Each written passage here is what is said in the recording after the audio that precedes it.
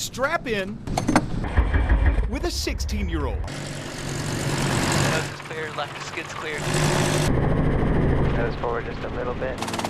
Nice pickup. Your tail is clear. A 16-year-old yet to get his license to drive a car. But Matthew Bettman 40 knots, collective up. is not one to be clocked at just 60 miles per hour.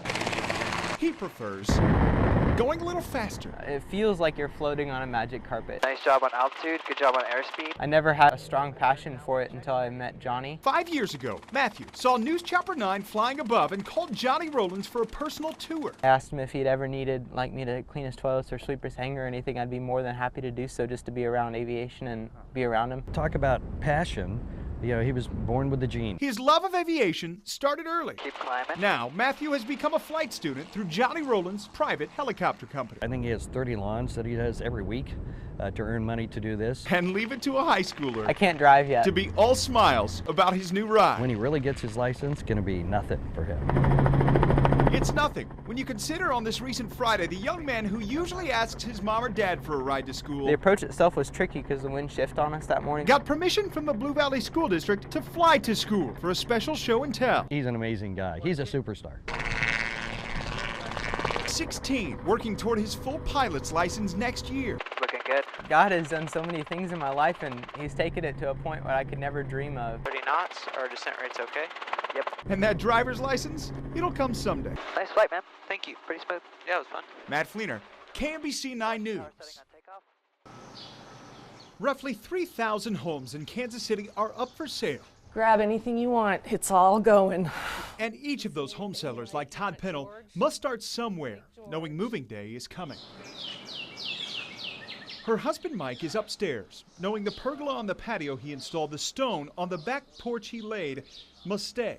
Everywhere I look, it's like a legacy that I have to give up. Mike is a professional carpenter and remodeler, but without a job for the past year and a half. I could live with the numb face and the numb leg, but if I could just have my arm back.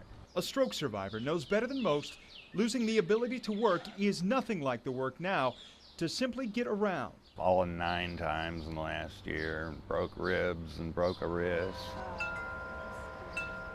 Mike, Todd, and Tyler Pennell are now forced to move from the house the family's owned for 25 years to find a cheaper mortgage, a safer place for Mike's recovery. It's a nightmare. It's all they can do now to focus on what's next. Well, I think you're holding up very well considering. Thanks. In their mid-50s, the Pennells are forever changed by stroke, a sudden loss of blood to Mike's brain last year. His recovery, we don't know what it will be. And no one can tell us, and that's frustrating. Yet the family's uncertainty is not overshadowed by a lack of determination. Even the projects Mike used to do, he's still doing with the help of his son. I see strength that he's willing to continue every day and keep going on. Hopefully he can overcome his stroke and be walking normally again. Running. Yeah.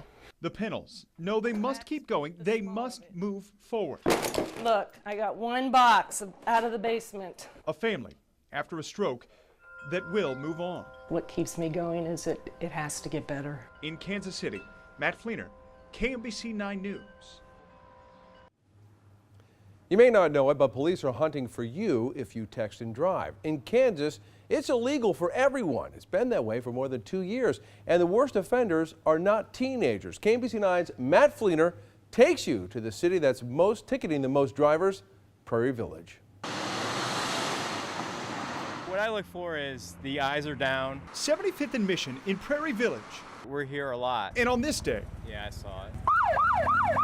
Officer Chad Luffman and his boss James Carney are looking for any driver looking down. We're looking for the violation, and that's who we're seeing right there. And it just so happened, as we were talking, Right in front of us, in the 7500 block of Mission, as we're discussing texting while driving. Rochelle Buser had pulled up right next to us, and Sergeant Carney was right there to give her a warning he says all drivers should hear.